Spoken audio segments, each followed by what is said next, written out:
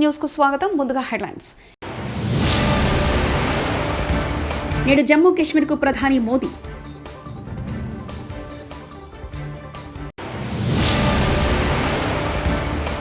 బాధితులను చూసి కన్నీటి పరితమైన మాజీ మంత్రులు హరీష్ రావు, సబితా ఇంద్రారెడ్డి.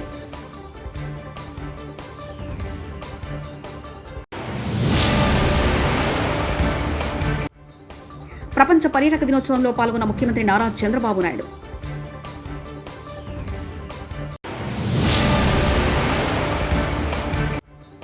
జగన్ను పులికేసుతో పోలిస్తూ అనిత సెటైర్.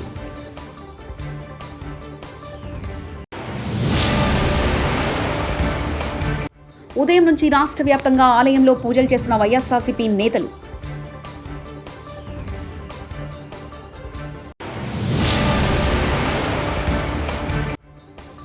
మూసీ ప్రక్షాళన, లంగర్ హౌస్లో సర్వేను అడ్డుకున్న స్థానికులు. జమ్మూ కాశ్మీర్ అసెంబ్లీకి 3వ విడత ఎన్నికల పోలింగ్ మరికొద్ది రోజుల్లో జరగనుంది. ఈ నేపథ్యంలో శనివారం జమ్మూలో ప్రధాని నరేంద్ర మోదీ ఎన్నికల ప్రచారంలో పాల్గొనున్నారు. అందులో భాగంగా స్థానిక ఎంఏ స్టేడియంలో నిర్వహించిన బీజేపీ సంకల్ప మహార్యాలీలో ప్రధాని మోదీ ప్రసంగించనున్నారు. అక్టోబర్ 1వ తేదీన జమ్మూ డివిజన్లోని జంబూ, శాంబాకత్వా, ఉధంపూర్ జిల్లాలోని మొత్తం 24 అసెంబ్లీ స్థానాలకు ఎన్నికల పోలింగ్ జరగనుంది. मन प्रसन्न हो जाता है, एक नई प्रेरणा से भर जाता है. इस धरती ने महाराजा हरि सिंह, मेहरचंद महाजन और पंडित प्रेमनाथ डोगरा जैसे महान महान लोग देश को दिए हैं. इस धरती ने देश की रक्षा के लिए खुद को न्योछावर कर देने वाली अनेक संतानें दी है. मैं महान विरासत की इस धरती को नमन करता हूं. आज शहीद वीर ఎన్నికల బాండ్ల పేరిట పలువురు పారిశ్రామికవేత్తలు కేంద్ర మంత్రి నిర్మలా సీతారామన్ బెదిరించి బీజేపీకి నిధులు వచ్చేలా చేశారని జనాధికార సంఘర్ష పరిషత్కు చెందిన ఆదర్శ్ అయ్యార్ గతంలో బెంగళూరు తిలక్ నగర్ ఠాణాలో ఫిర్యాదు చేసేందుకు వెళ్లారు. ఫిర్యాదు తీసుకోకపోవడంతో ఆయన న్యాయస్థానాన్ని ఆశ్రయించారు. దీనిపై విచారించిన న్యాయమూర్తి సంతోష్ గజానన హెగ్డే ఎఫ్ఐఆర్ నమోదు చేయాలని పోలీసులకు ఆదేశించి తదుపరి విచారణ అక్టోబర్ 10కి వాయిదా వేశారు.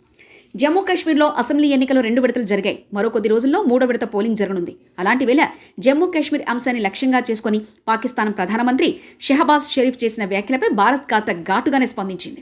సీమాంతర ఉగ్రవాదానికి పాక్ మద్దతు కొనసాగిస్తుందని భారత్ స్పష్టం చేసింది.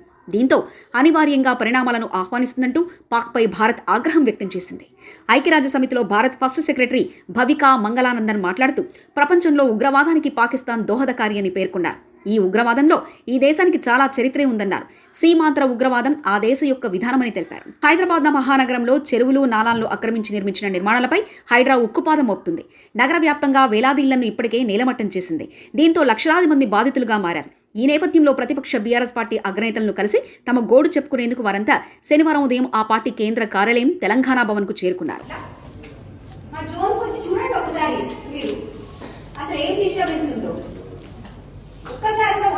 రాహుల్ గాంధీ గారిని కూడా నేను అడుగుతా ఉన్నా. బుల్డోజర్ రాజ్ అని చెప్పి ఆడపోయి ప్రచారం చేస్తున్నాడు. హర్యానాలో ఎన్నికలు జరిగేటువంటి చోట్ల బుల్డోజర్ రాజ్ నహీ చలేగా అంటుండు. फिर क्या हो रहा तेलंगाना में आज बुलडोजर का राज चल रहा. ये राहुल गांधी जी ने क्या करना है? तुम जाके उधर नॉर्थ इंडिया में भाषण दे रहे कि बुलडोजर राज नहीं चलेगा, लेकिन आज तेलंगाना में तुम्हारा सीएम रेवंत रेड्डी बुलडोजर राज चला रहा. पहले इनको रोको. वहां भाषण देने से पहले तुम्हारा सरकार में, तो आपकी कांग्रेस सरकार में, जहां पर आज गरीब लोगों का मकाना गिरा रहे, यहाँ आके बुलडोजर को रोको. तुम यहाँ रोकने के बाद वहां बात करना, नहीं तो कोई आपको आपका बात को कोई मानने वाले नहीं रहते. ఇలా ఆయన ఆలోచించాలి కదా. ఆయన పోయి దేశమంతా తిరిగి బుల్డోజర్ రాజ్యం నడవది అంటున్నాడు. మరి నీకు రేవంత్ రెడ్డి చేసే బుల్డోజర్ రాజ్యాన్ని ముందు ఆపాలనా వద్దా? నువ్వు ఆపకుండా మహారాష్ట్రలో, హర్యానాలో, జార్ఖండ్లో పోయి నువ్వు ఉపన్యాసాలు ఇస్తే ప్రజలు నిన్ను ఎట్లా నమ్మాలి? ఏ విధంగా నమ్ముతారు? నువ్వు ఆపు ముందు. తెలంగాణలో బుల్డోజర్ రాజుని ఆపు. ఈ అన్యాయాన్ని ఆపు. ఈ పేదల కష్టాలని ఆపాలని చెప్పి నేను రాహుల్ గాంధీ గారిని కూడా ఈరోజు ఇక్కడ నుంచి డిమాండ్ చేయడం జరుగుతూ ఉంది. మెయిన్ స్ట్రీట్ మీడియాకు దండం పెట్టి చెప్తున్నాను, దయచేసి మాకు సపోర్ట్ చేయండి. జర్నలిజం చచ్చిపోయిందా? అక్రమ కట్టడాలన్నీ పదే పదే ఎందుకు చెప్తున్నారు? అమ్ముడు పోయారా? మీకు రేటింగ్స్ కోసం తప్పుడు ప్రచారం చేయకండి, నిజం నిర్భయంగా చెప్పండి అంటూ హైదరాబాదితులు వాపోతున్నారు. నిరూపిద్దామని ఇదంతా ఎవరికి నిరూపిద్దామని? దయచేసి మీకు దండం పెడుతున్నా, సపోర్ట్ చేయండి. ఇక్కడ ఉన్న వాళ్ళందరూ నిద్ర ఉండడం లేదు, ఓకేనా? మీరు దయచేసి ఇది అక్రమ కట్టడాలని చెప్పి మీకు టీపీ ఏదో రేటింగ్స్ వస్తుంది, దానికోసం కాదు. నిజాన్ని నిర్భయంగా చెప్పకపోతే జర్నలిస్ట్ అనే వాళ్ళు ఇంకెందుకు సార్? ఇంకెందుకు జర్నలిస్ట్ అని? జర్నలిజం చచ్చిపోయిందా? నిజాన్ని నిర్భయంగా చెప్పలేరా? అమ్ముడుపోయారండి మీ అందరూ అమ్ముడుపోయారా?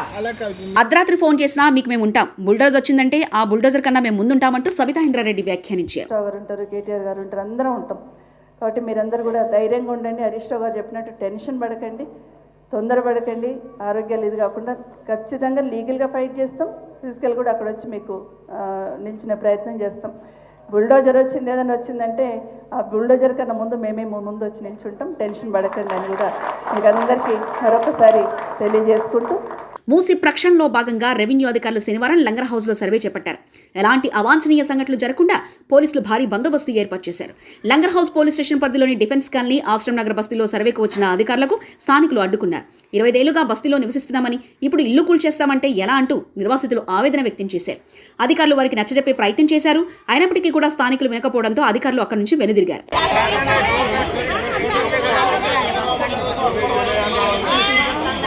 హైదరాబాద్ నగర శివార్ నార్సింగ్లో సినీ నటి సంయుక్త సందడి చేశారు. ఓ షాపింగ్ మాల్ ప్రారంభోత్సవ కార్యక్రమంలో ఆమె పాల్గొన్నారు. ఈ సందర్భంగా ఆమెను చూసేందుకు పెద్ద ఎత్తున అభిమానులు తరలివచ్చారు. సంయుక్త డాన్స్ చేస్తూ యువతలో జోష్ నింపారు.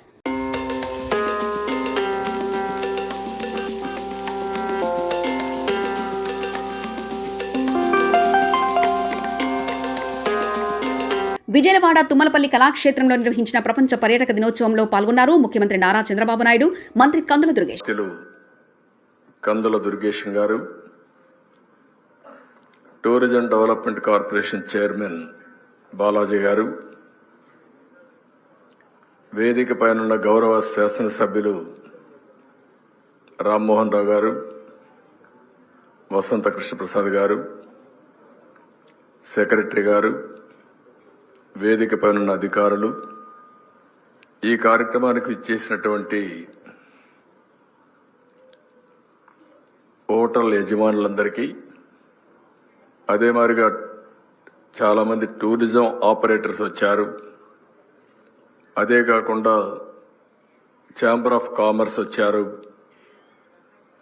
చాలామంది టూరిజానికి సంబంధించినటువంటి కార్యక్రమాల్లో భాగస్వాములైన మిమ్మల్ని అందరినీ పేరు పేరున మరొక్కసారి మనస్ఫూర్తిగా అభినందిస్తూ స్వాగతం పలుకుతూ, ఈరోజు మిమ్మల్ని చూస్తే ఒక నమ్మకం వస్తూ ఉంది, మళ్లీ రాష్ట్రంలో టూరిజాన్ని బతికిస్తామని. దీనికి మనస్ఫూర్తిగా ఆనందంగా ఉంది. ఇలాంటి కార్యక్రమాలు ఈ రాష్ట్రంలో పెట్టుకొని చాలా రోజులు అయిపోయింది. ఇంట్లో నుంచి బయట వచ్చే పరిస్థితి కూడా లేదు. 100 రోజుల నుంచి ఎక్కడ పోయినా మీరు ముఖంలో ఆనందం చూస్తే చాలా సంతోషంగా ఉంది. మళ్లీ ఈ రాష్ట్రంలో ఒక ఆశ, అదే మాదిరిగా అభివృద్ధి జరుగుతుందనే ఒక ఆకాంక్ష మీలో ఉంది. దానికి మనస్ఫూర్తిగా ఈ ప్రభుత్వం మీకు చేయగలిగిందనే తృప్తి మాకుందని చెప్పి కూడా నేను మీకు తెలియజేస్తున్నా. మొట్టమొదటిసారిగా ప్రపంచం మొత్తం పర్యాటక దినోత్సవాన్ని జరుపుకుంటున్నాం.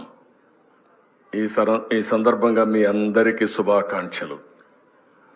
ఇంకొక పక్కన ఈసారి చాలా రిలవెంట్ సబ్జెక్ట్ కూడా, టూరిజం పీస్, శాంతిని ఇవ్వగలుగుతుంది. రాబోయే రోజుల్లో కూడా మనం ఒక విషయం గుర్తుపెట్టుకోవాల్సిన అవసరం ఉంది. టూరిజం అనేది ఒక ప్రాంతానికో లేకుంటే ఒక గ్రామానికో పోయి వచ్చే కార్యక్రమం కాదు. ఇంకొక పక్కన కొన్ని ప్రాంతాలు చూడడమే కాదు, అది ఒక గొప్ప అనుభవం, ఒక అన్వేషణ, ఉత్తేజం, దైనందిక కార్యక్రమాలు. తిరుమల పర్యటనపై పులివెందుల ఎమ్మెల్యే తీసుకున్న నిర్ణయాలకు పులకేశి నెంబర్ ఎంత ఇవ్వాలో కూడా అర్థం కావట్లేదంటూ హోంమంత్రి వంగలపూడి అనిత ఎద్దేవా చేశారు. శనివారం మీడియాతో మాట్లాడుతూ తిరుమల పర్యటన రద్దు చేసుకున్న జగన్ చెప్పినవన్నీ కుంటుసాకులే అంటూ వ్యాఖ్యలు చేశారు. డిక్లరేషన్ ఇచ్చి తిరుమలకు వెళ్తే తన తల్లికి చెల్లికి పట్టిన గతే తనకు పడుతుందని భయపడి పర్యటన రద్దు చేసుకున్నారన్నారు. డిక్లరేషన్ ఇవ్వడం ఇష్టం లేక డైవర్షన్ రాజకీయాలు చేసింది జగనే అంటూ మండిపడ్డారు.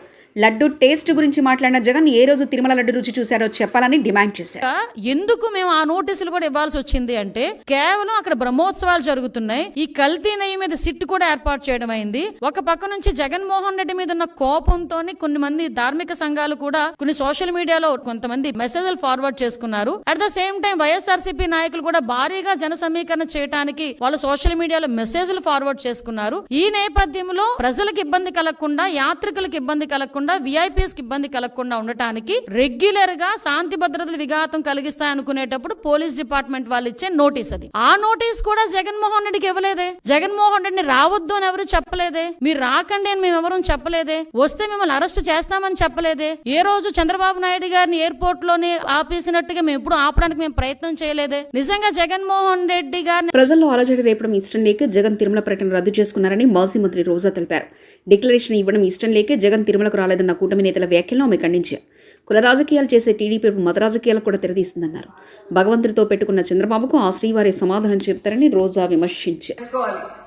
నిన్న జగన్ గారు తన తిరుమల పర్యటన మీద స్పష్టంగా ప్రెస్ మీట్ పెట్టడం జరిగింది. అయినా దాన్ని ఒప్పుకోకుండా చంద్రబాబు నాయుడు తప్పుల మీద తప్పులు చేస్తూ మళ్లీ మాట్లాడతాడు. జగన్మోహన్ రెడ్డి గారు తిరుమల రావడానికి భయపడుతున్నాడు, డిక్లరేషన్ ఇవ్వబడుతుంది కాబట్టి ఎస్కేప్ అవుతున్నాడు అని చెప్పి సూటిగా చంద్రబాబు నాయుడు గారికి చెప్తున్నా. చంద్రబాబు నాయుడు జగన్ గారి దమ్ము ధైర్యం గురించి రాష్ట్ర ప్రజలందరికీ బాగా తెలుసు.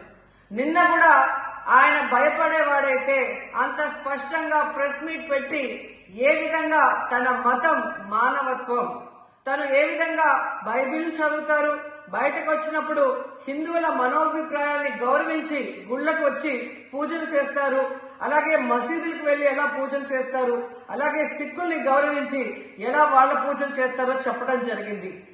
ఈ రోజు మీకు క్లియర్ గా తెలుసుకోవాల్సిన విషయం, మీకు దేవుడు అంటే భయం భక్తి లేదు కాబట్టి ఏంటనేది మీకు అర్థం కాదు. కానీ ఒక భక్తుడికి దేవుడి దగ్గరికి వెళ్ళాలి అన్నప్పుడు ప్రశాంతమైన వాతావరణంలో వెళ్ళాలనుకుంటాడు, ప్రశాంతంగా భగవంతుడిని పూజించాలని అనుకుంటాడు.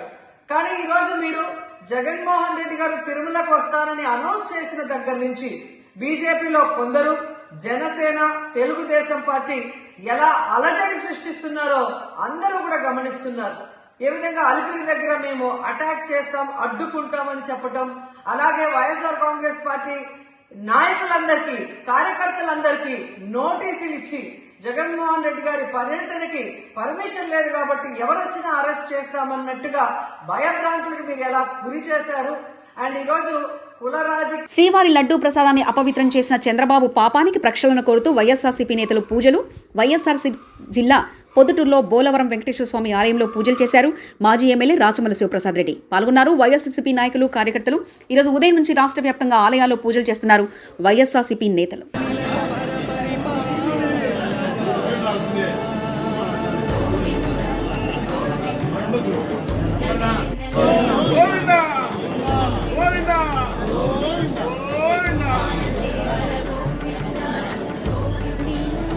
కన్నీళ్లు పెట్టిస్తున్న హైదరాబాదితుల కష్టాలు వింటే కంటి మీద కునుకు ఉండట్లేదు. ఎవరికి చెప్పుకోవాలో మాకు అర్థం కావట్లేదు. పైసా పైసా కూడబెట్టి కట్టుకున్నాం. మా ఇళ్లు కూలిపోతే తట్టుకునే శక్తి మాకు లేదు. మా గుండె ఆగిపోతుంది. గొంతులోకి అన్నం దిగట్లేదు. టీవీ చూస్తే భయమవుతుంది. రాజకీయ నాయకులే మమ్మల్ని మోసం చేస్తే మా బాధ ఎవరికి చెప్పుకోవాలంటూ హైదరాబాదితులు వాపోతున్నారు.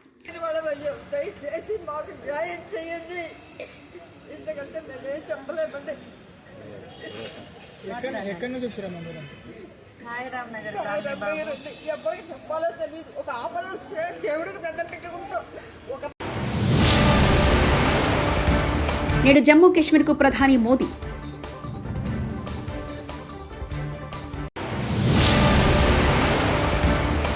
బాధితులను చూసి కన్నీటి పరితమైన మాజీ మంత్రులు హరీష్ రావు, సవితా ఇంద్రారెడ్డి.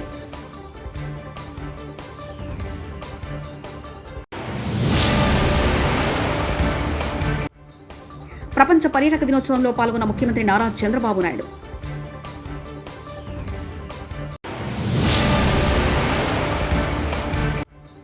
జగన్ను పులికేసుతో పోలిస్తూ అనిత సటైర్.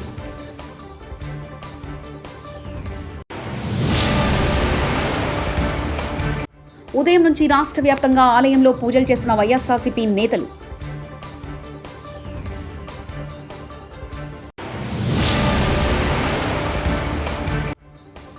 మూసీ ప్రక్షాళన, లంగర్ హౌస్లో సర్వేను అడ్డుకున్న స్థానికులు. ఇవి బులెటిన్ విశేషాలు.